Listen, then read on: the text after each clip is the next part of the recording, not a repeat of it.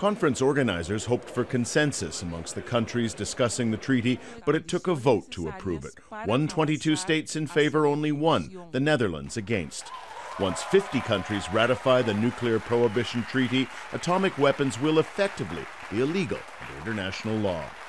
But there's a problem. The world's 9 nuclear-armed states did not take part in the talks at all. 3 of them, the U.S., Britain, and France, have said in a statement that they will never join the treaty. Speaking in March, Britain's UN ambassador said a nuclear-free world was worthy, but this was not the right approach.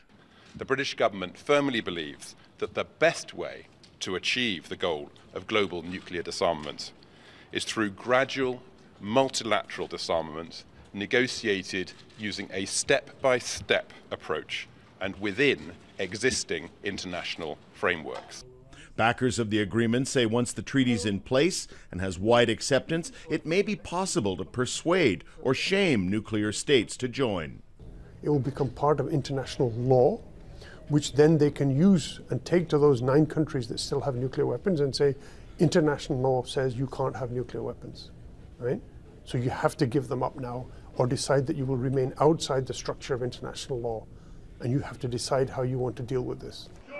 That's an approach that can work with democracies, where citizens use freedom of speech to urge governments to act.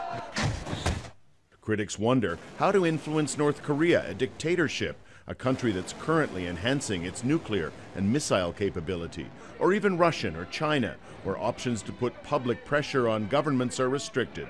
How to persuade them to join the treaty?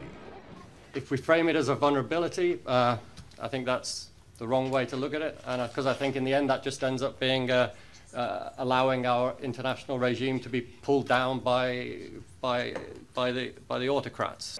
Other arms control measures, including treaties banning chemical and biological arms, have all faced early opposition, supporters say, but eventually became international law. One day they hope this attempt to ban nuclear weapons will follow the same path.